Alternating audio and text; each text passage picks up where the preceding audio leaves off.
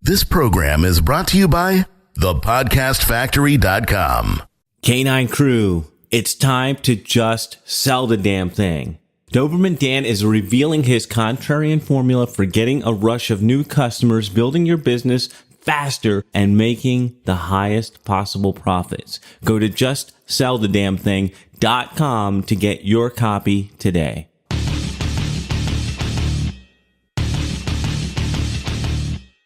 Prepare yourself for the uncensored, nothing held back, no BS reality of how business and life really work. Doberman Dan is off the chain. I mean, this is how it works. We just get into it. So, Matt, thanks for being with me today, ladies and gentlemen. Matt Gillogly, and I just discovered right before we hit the record. This is number 2 appearance on my show, and I just discovered I mispronounced your name on the first appearance. So, my apologies for that. Hey, Dan, it's like I said, it's not the first time somebody has mispronounced my name, and it'll probably happen 2 or 3 more times today. So, but yeah, maybe even by me. Friendship is deeper than how you pronounce my last name. Now do you, with a last name like Gallopoo, now do you see why I go by Doberman Dan? I'm tired of hearing my name butchered. Hey, at the country club where I'm a member, the staff, they're supposed to pronounce your last name. And the new staff, I always go, don't even bother. They all just call me Mr. G. Just, hey, Mr. G, how are you? I'm like, let's just make this simple, folks. Close enough. Guaranteed they won't mispronounce that. Right. So you've had some interesting changes in your life going on. So we should bring people up to speed. Our first interview was about selling high ticket items. And you're a typical serial entrepreneur. You've been, I've lost count. You've started and owned a bunch of different businesses in a bunch of different markets and niches. You've done a lot of things. Just so if anybody missed the first interview, first of all, they should check that out because that information is really good. Give us the background info on who you are, what you've done, what you're up to these days. Okay. I'll do the quick version. I got my start in the golf business. I was a turnaround expert in the golf industry. I took failing golf courses and made them profitable. And I left the golf industry in 2002. I started my first company, which was a real estate investment company. We bought and sold pre-foreclosure homes, just like you see on TV. From that, the guy who mentored me asked me to start being a coach, and that's how I got into the real estate investment coaching business. From about 2004 all the way up to 2010, we had a fairly significant real estate investment coaching business. We did events. I did a monthly newsletter, all the stuff that you used to do back then. And then the recession hit, so we all know what happened with that. And then out of that, I wound up just doing a bunch of marketing consulting for a lot of our mutual friends. I would go into their businesses and I would grow their business 20 or 30% without generating any new leads. We would go in and we would increase prices, or we would sell more to existing client base. And I had a lot of fun doing that. We did that I did consults in 30 niches with clients from 4 different continents.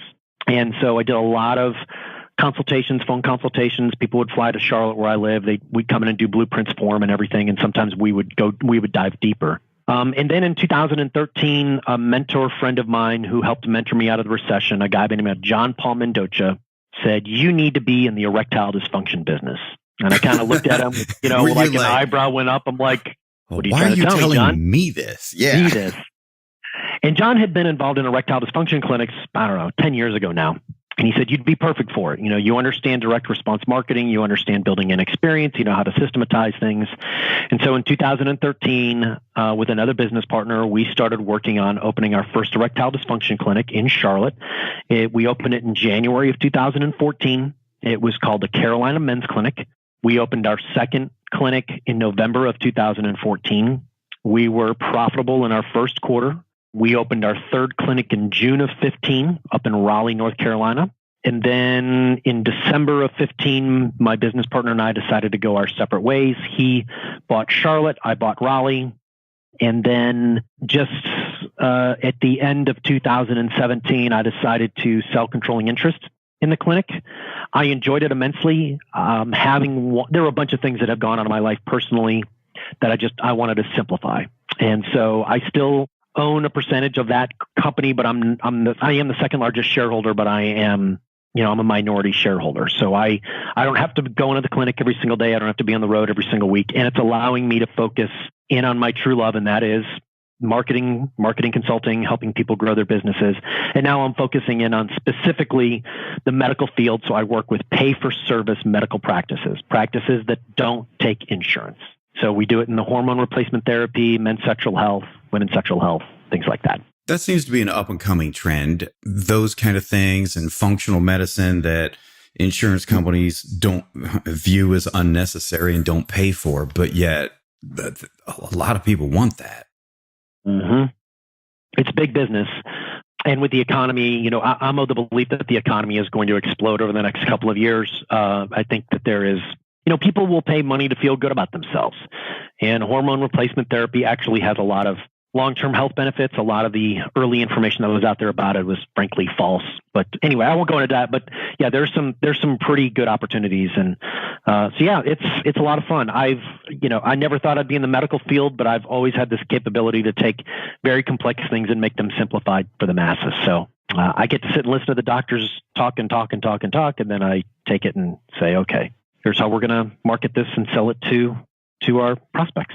Well, they sure need help with that. At least all the ones I know. They're brilliant at what they do, but, they're not very good at dumbing it down so the average Joe can understand it. And also, most of them suck at marketing. Yeah, this is, and on the flip side, to their credit, they don't get any training on business. They might get a class or two.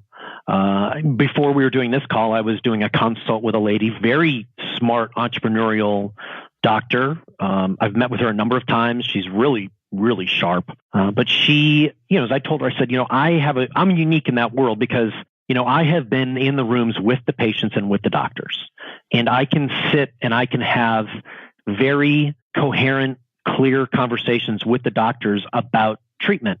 Now, I'm not making any diagnosis, but we'll sit down and we'll talk about the patients, right? And okay, so how we want to handle this, doctor, how do we handle this? And just we bounce ideas off of each other. And so I can sit there and I can handle those conversations. But on the flip side, I'm very unique because I can then take that and how do we then train the staff?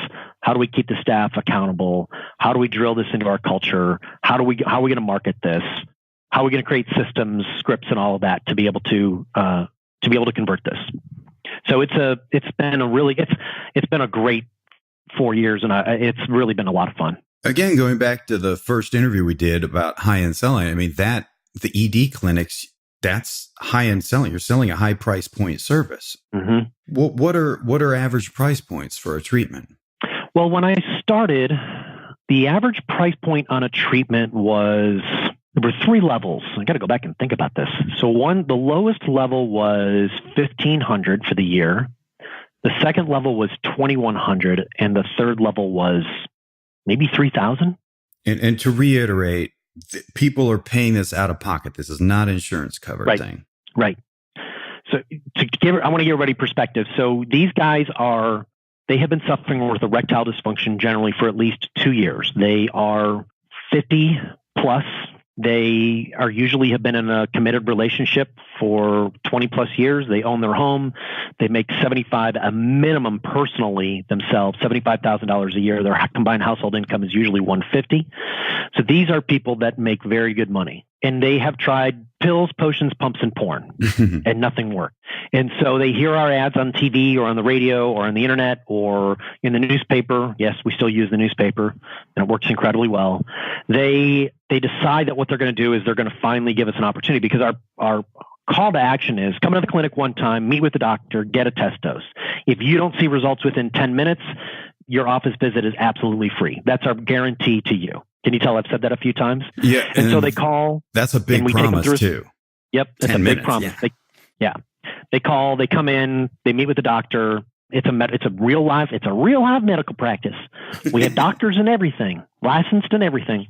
And so they come in and they they fill out their medical paperwork, they meet with the doctor gives them a test dose, and the doctor comes back and he applies that test dose. And in 10 minutes, we set the timer. And when we come back in 10 minutes, this guy's got a full-blown erection. Now, Dan, if you hadn't been able to get an erection for 2 years, and I just gave you an erection without any stimulation, what are you going to do? Well, first of all, I'd be happier than a pig in poop, but the first thing I'd want to do is go put that erection to use. Yeah, well, it's not a brothel. Okay, well, if that wasn't an option, then I'd be looking to where do I sign up for this thing? Yes, that's exactly it. And so the first, what I wanted to do today is I wanted to kind of give people an update, and they should go back and listen to that first one. But I want to give this update so for the last 4 years, owning 3 clinics and managing them, I have really learned a lot more about selling high-end products and services. And the biggest thing that I've realized is people never charge enough. You are always undercharging everybody always undercharges for the value of their service, because there's only 3 ways to grow your business. One, you can get more customers, and that's what everybody wants to do. Oh, I need more customers, right? And we did that. So for us, we would spend $60,000 a month per clinic to market it on radio, TV, and print. $60,000. So that is, we were spending between the 3 clinics, we were spending anywhere between $120,000 to $150,000 a month. Well, you multiply that out over a year, that's like $1.7 million a year in ad cost alone. Now, if that doesn't keep you awake at night, I don't know what will. So I would think, oh gosh, we gotta get more people coming in. Well, not all customers are created the same. So we'd get more customers. So that's one way. The other thing is we could sell them more stuff, or we could increase the size of the average transaction. And if I could go back to my younger self when we opened up these clinics, instead of focusing on getting more customers in, I would tell that younger Matt, just focus on increasing the size of the transaction, because it's the most efficient way to grow your business quickly and become more profitable. Not just creating more revenue, but create more profit. So that's interesting. I've been beating that drum for the longest time, but everybody always believes that it's about getting more and more and more new customers. And almost every entrepreneur I know focuses a majority of their time and resources on that, like 80% time, money, effort devoted to getting more new customers, and 20% to trying to sell them more. Or in some cases, it's more like 90-10 or 99-1. They just think getting more in the door is the way to go.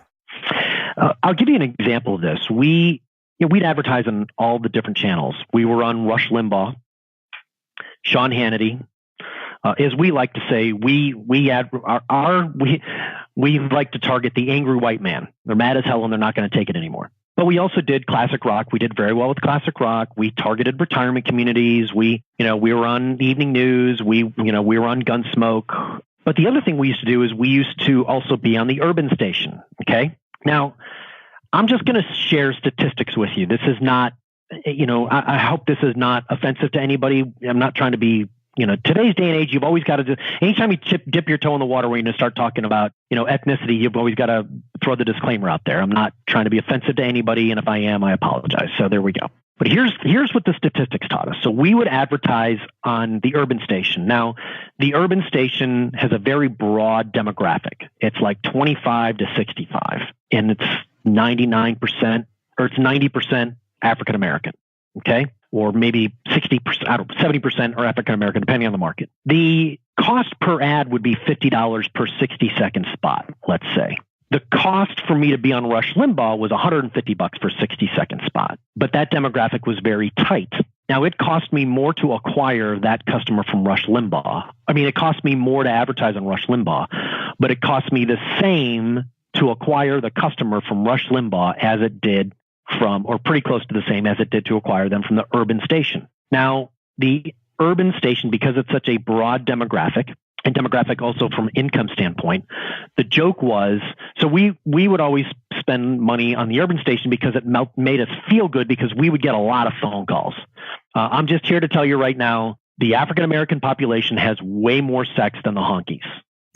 I'm just telling you that right now. Now, if you're white and I offended you, I want you to remember that I'm 5'7" and I'm Irish Catholic. So I'm about as pasty white as they can come. Okay. I have no rhythm. I'm like Steve Martin from, The Jerk. Right. All right. I'm telling you right now. Okay.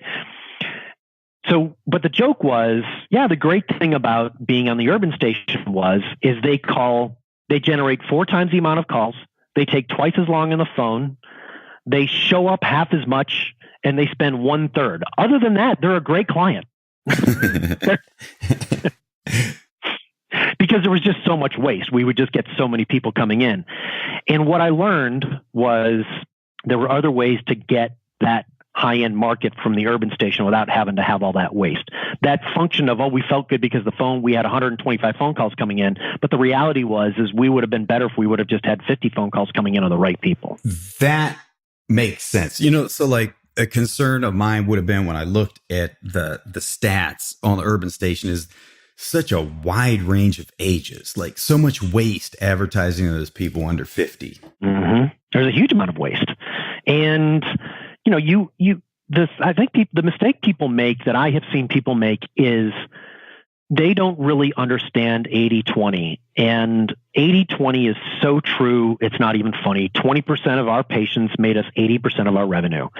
We used to spend time at the beginning going, gosh, we're only we would convert 40% of our patients into treatment plans. But of those 40% that we converted into treatment plans, it's like anything else. There was, a percentage of those guys that they were our best customers. They would spend, $4,000 or $5,000 with us. And 90-10 was even more dead on. Once we really started drilling down, that 10% of our patients really generated 90% of our income, 90% of our plans. So we started drilling down into that information, we really started realizing that before we would sit there and go, oh my gosh, 50% of these guys are not converting into a treatment plan. How can we get better financing for them? How can we get them financed? Do we need to put them on a monthly program? We felt bad that we weren't able to help them. Now, we were able to get them an erection. They just didn't have the money. And what I started arguing for about a year in was, who cares? Let's figure out a way to convert and get more of the 20%, because the 20% is generating $1.65 million worth of revenue a year for us per clinic. Mm-hmm.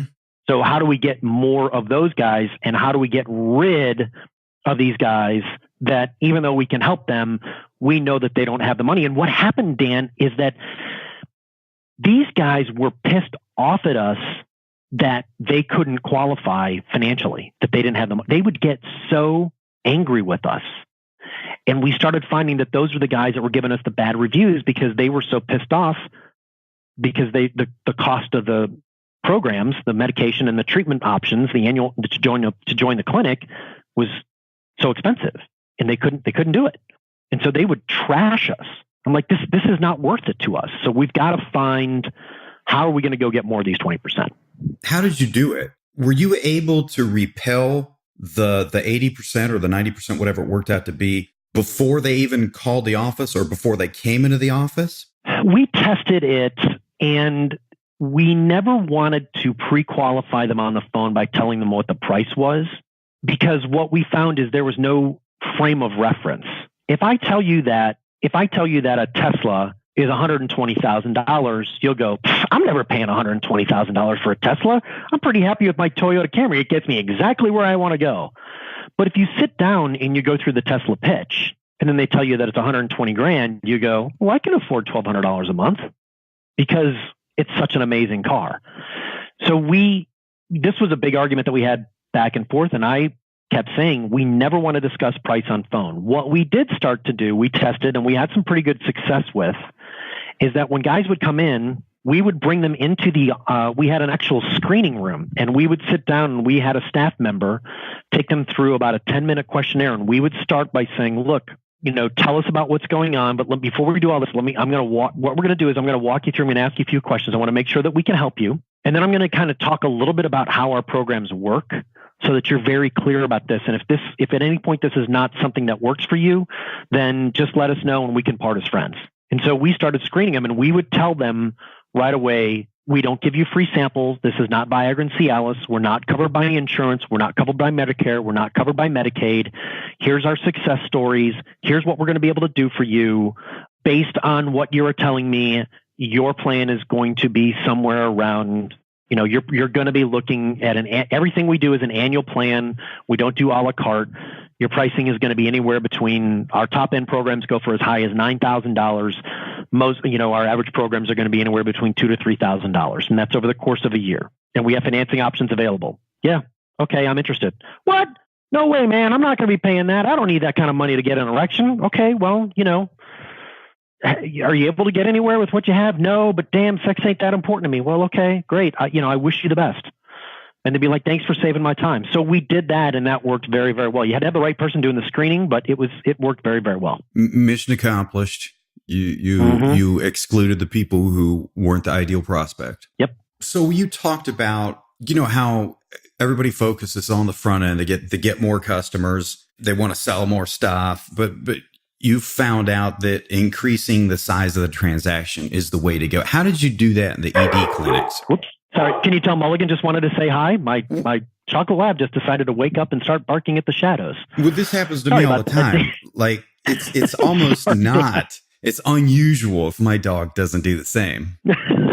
So, yeah, I think somebody next door was getting a package, and he literally just jumped up from a deep sleep. So how did we... So what we did is I was at one of my mastermind groups, and I was like, we got to if we can just increase the average revenue per transaction by $110 per transaction, we're going to, we would make X more money. And one of the older guys in my group goes, so Matt, let me understand this. You need to make an extra $110 per transaction. I go, yep. He goes, well, why don't you just raise your prices $200? Huh. Was that okay? Was that like an epiphany where you were like, yeah, I was like, no, it can't be that easy. It's like, I'm like, but you don't understand. He goes, no, you don't understand, Matt. Raise your prices. He said, you can always drop them back down if it doesn't work. Okay. So go back. We raised prices. Here's what's amazing, Dan. We sold more. Okay. So that's like totally counterintuitive. Everybody believes it's going to be the opposite. When you raise prices, conversions are going to go down. Nope. Conversions went up slightly. So then we're standing in the back room, and we've got this really big, hairy, audacious goal. And I'm standing there with my manager, and we're talking about stuff. And I said, it's literally like 8:30 in the morning. I said, I was up this morning. I said, here's what I want to do. So I think the basic plan at that time was like $1,600. I said, I want you to raise that to $2,000 a day. He said, okay. I said, you know what? No, let's raise it to $2,500 today. He said, okay. And the middle plan is at $2,100. I want you to raise that to, I forget, $3,500. Okay. And the platinum plan, I want you to raise that to $6,000. He said, okay. And we didn't do any financial projections. We had a decent day on the books. I called my patient counselors in. I said, ladies and gentlemen, because a patient counselor is a trained person who would go in and they would talk about different treatment options. Okay. They're not doctors, but we train them medically. I mean, all of our staff had to go through certification, from medical side of things, all of that. And I go, here's the new pricing. And I had this old guy who worked for me, great guy, Jerry. We used to call him the Platinum Fox, or just Platinum Jerry. And Jerry was actually a client, a patient. And he hounded me for a year and a half. And when you'd meet Jerry, he'd be like, well, I can sell. I'm like, yeah. Go take a nap. Right. And he would just keep showing up. He goes, Matt, you just need to hire me. I can really sell this stuff. I was like, okay, yeah. So finally I'm like, all right, Jerry, come on in. And Jerry could sell the living crap out of it. We called him Platinum Jerry. I said, Jerry, the platinum program is now $6,000. He goes, okay. Or he goes, okay. I said, can you sell it? He goes, well, we'll see. So he goes into the room, and Jerry would kind of shuffle along, and, he comes out of the room, and I go, how'd it go? Jerry goes, just sold a platinum. I go, what? We haven't converted one of those in 6 weeks. He goes, yeah, I just sold a platinum. What's the big deal? It works. You want to have sex 3-4 times a week. It's the best value. And the lesson I learned in that, we literally raised prices in the span of 10 weeks, 40%. Wow. And what we found, Dan, we quit doing you can give me $500 down and pay me. What we found was we had less patients in our treatment plans. We made more money, and it was less stress on my staff. Interesting. Now, go ahead. I've got so many questions. So, this kind of backs up what I've been saying for a while, in that the demographics of this country are changing. And I mean, I can't predict the future. Nobody can predict the future. But man, if you're selling to the middle class or you're selling to millennials, you're going to have a really hard time of it. Why not just sell to people with money and boomers and seniors, since those are the people with money? And this, I think this is a great example of it. Now you sold to that demographic, but then you even focused on the cream of the crop of that demographic, the 20% and at higher price points. And that's when things really took off. Mm-hmm. Yes. And here is here's the other thing that I learned. I had to kind of sort my thoughts out, because I had a bunch of things running through my head and I didn't want to go off on a tangent. I want to put this into context for everybody. If you're a female listening to this, you can't understand why having an erection and having sex is so important to a guy. And over 50% of my staff was female, and my best patient counselors were usually females, but I had to explain something to them. And that is this. And I'm 50 years old, you're 53. Okay. Outside of making money, the biggest way that men get their sense of worth is by having sex. Men are designed to conquer. And when we have sex, a lot of times we are in control, and that feeds a primal instinct in us. Now, especially in today's conversations about Harvey Weinstein, that does not justify those things that other people do to women. That's not what I'm talking about here. I'm talking about sex in a committed relationship. 85% of our patients were in a monogamous committed relationship. Okay, we had very few swingers, very few players out there. But this is how we get our sense of worth. And if you are 55, 60 years old, you have been crapped on by the man. You have been lied to by Wall Street. You don't believe any politician. You don't believe any news media. You don't believe anybody. And yet now you can't even get a hard on. And so when this guy comes in and we're able to give him a hard on in the room, we have just proven to him, after he has failed for 2 years, we have just proven to him and fixed the number one biggest issue to him in his life. Now, I can't help him make more money, but I can sure as hell help him have a great time in the bedroom, because I don't know anybody, Dan, who can't get excited about a great erection. And that even includes the lesbians I had on staff. Okay. They'll even tell you. All right.